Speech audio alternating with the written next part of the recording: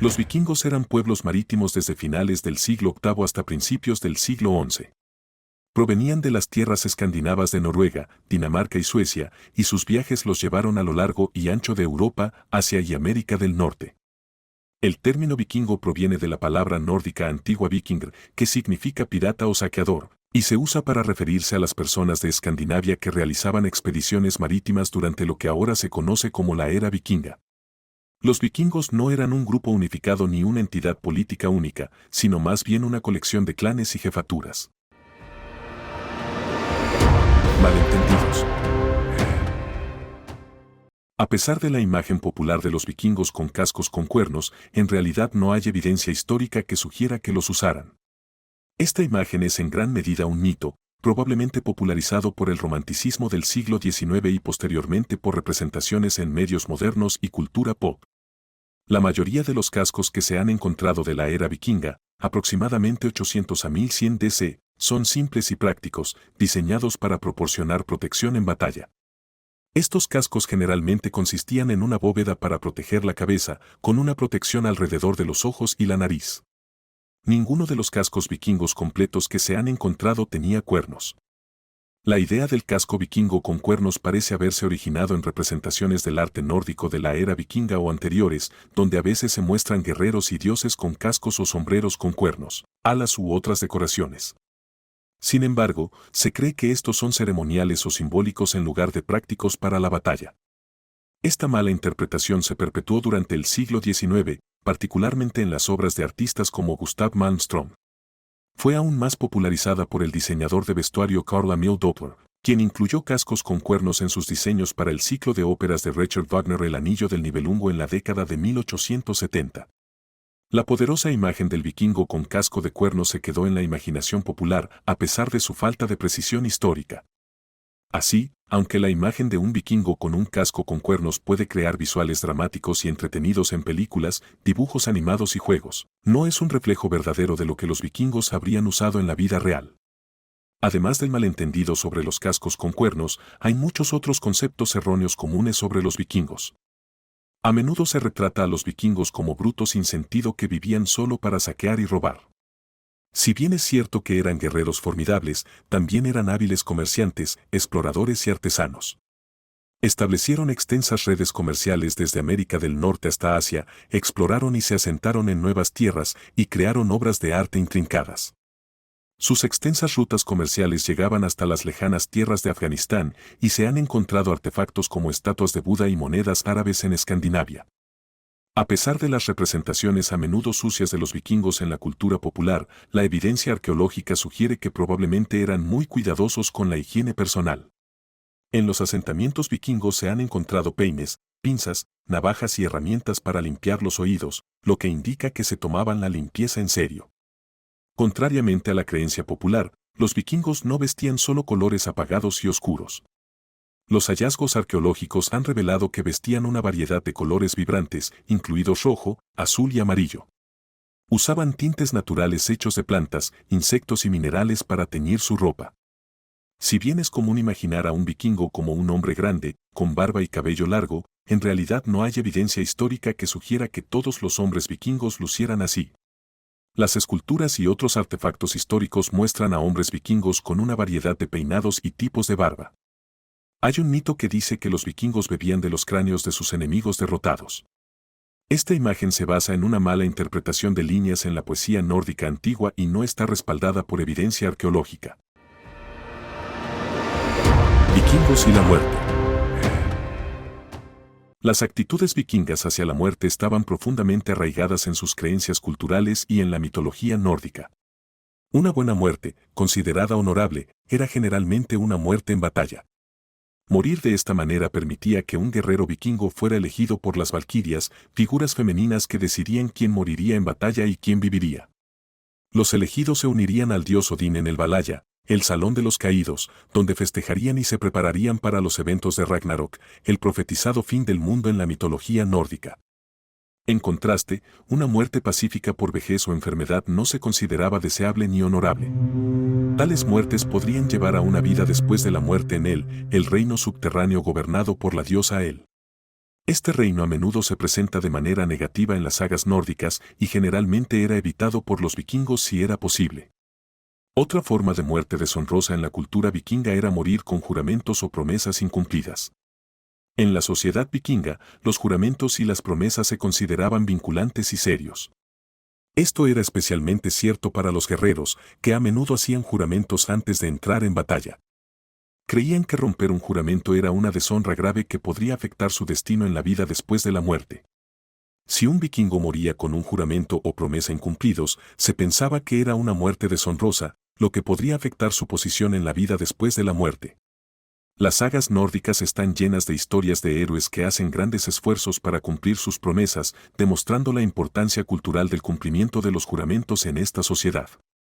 El concepto de juramentos y promesas era tan integral para la sociedad nórdica que incluso tenían un dios, llamado Var, que era el supervisor de los acuerdos y juramentos entre hombres y mujeres. Romper un juramento se consideraba invocar la ira de Var. Además, no cumplir una promesa o un juramento podía llevar a convertirse en un draugr, una criatura no muerta en la mitología nórdica. Se decía que los draugr estaban impulsados por la necesidad de cumplir sus tareas incompletas o vengarse de los agravios cometidos contra ellos durante su vida. Si una persona moría antes de poder cumplir un juramento, a menudo recaía en sus parientes llevar a cabo la tarea en su lugar. Esto permitía que los muertos mantuvieran su honor incluso después de la muerte. En tales casos, la carga del juramento incumplido se convertía en parte del honor de la familia, que podía abarcar generaciones. Además, el concepto de una muerte de paja, morir en la cama debido a enfermedad o vejez, se consideraba una mala muerte. Los vikingos preferían la muerte por lanza, que era morir en combate. Estas actitudes hacia la muerte también influían en sus prácticas funerarias, que podían ser bastante elaboradas. A menudo incluían entierros en barcos, donde el difunto era colocado en un barco junto con sus pertenencias e incluso a veces esclavos sacrificados. Esta práctica reflejaba la creencia de que estos objetos, e incluso las personas sacrificadas, acompañarían al difunto en la vida después de la muerte. Brújula vikinga. La navegación fue clave para el éxito de los vikingos como marinos, comerciantes y saqueadores. Tenían una variedad de métodos para determinar su rumbo y posición en el mar, incluyendo la observación del sol, las estrellas, las aves y otros animales marinos. Sin embargo, la idea de una brújula solar y piedras solares es uno de los aspectos más fascinantes de las técnicas de navegación vikingas. La brújula solar, o brújula de sol, es una herramienta que se cree que fue utilizada por los vikingos para navegar. Es un disco con un gnomo central, un palo o una espiga que proyecta una sombra, y marcas alrededor del borde que indican la dirección para cada hora del día. Observando la sombra proyectada por el gnomo, los vikingos podían determinar los puntos cardinales. Este instrumento simple pero efectivo podía usarse en conjunto con la posición del sol para determinar el rumbo del barco. Sin embargo, la brújula solar solo funciona cuando el sol es visible, y en el Atlántico Norte, donde los vikingos a menudo navegaban, la niebla y las condiciones nubladas son comunes. Aquí es donde entra en juego la teoría de las piedras solares.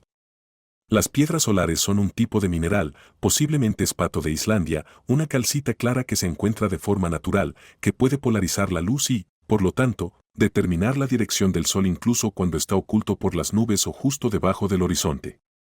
Cuando se observa a través de una piedra solar, el cielo aparece en diferentes tonos de brillo, dependiendo de la orientación de la piedra en relación con el sol.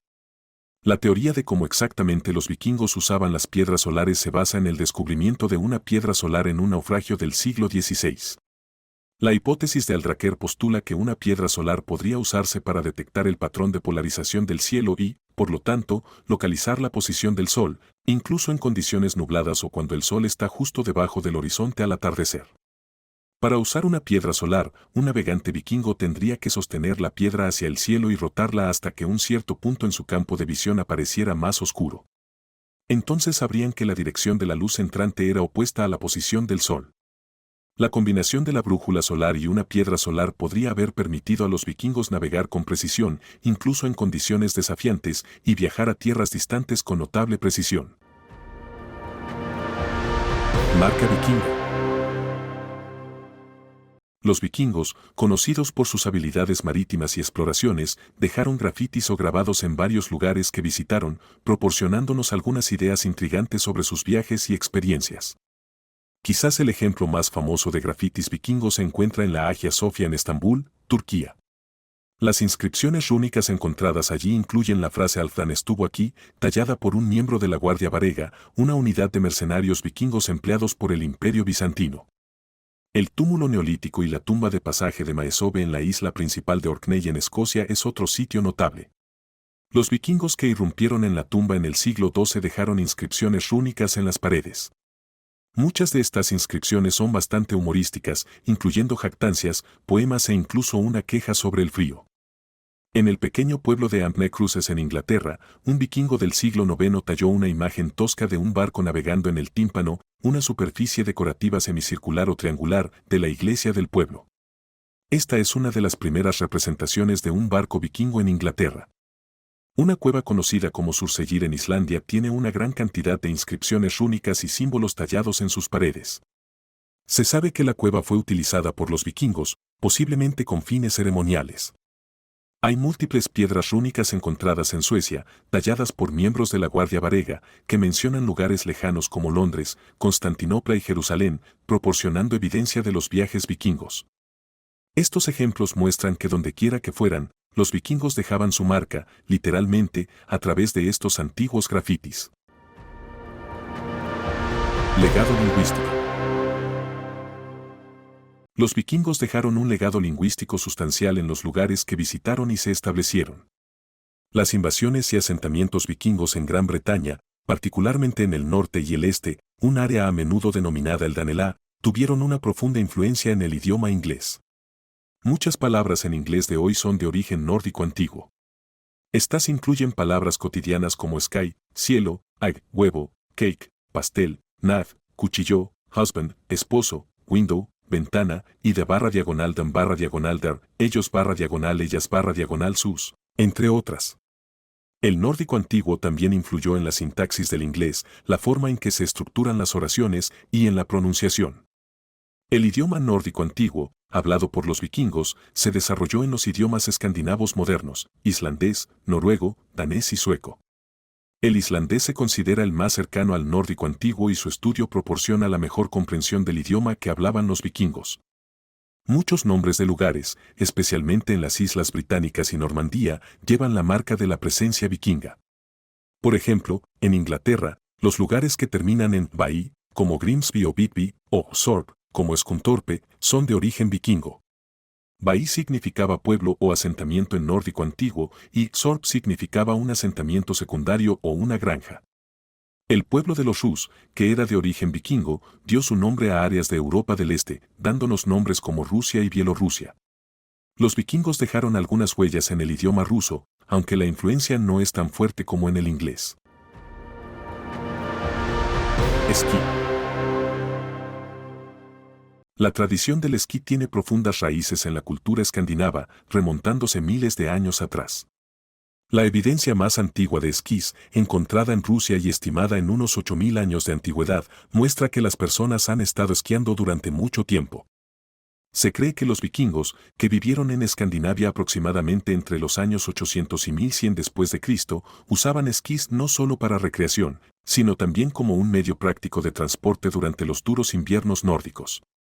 La palabra nórdica antigua para esquí, significa un palo de madera, reflejando la naturaleza básica de los primeros esquís. Además, hay un dios nórdico, Ul, a menudo representado con esquís o un arco, asociado con el esquí, la caza y el invierno. Algunas sagas y poemas antiguos también mencionan skifri o esquí, indicando el uso de esquís para viajar. Es importante notar que los esquís vikingos eran muy diferentes del equipo moderno que usamos hoy. Eran largos, de madera, y a menudo se usaba solo un esquí en combinación con un solo palo. El esquí estaría cubierto de piel, con el pelaje apuntando hacia atrás para evitar que el esquí se deslizara hacia atrás.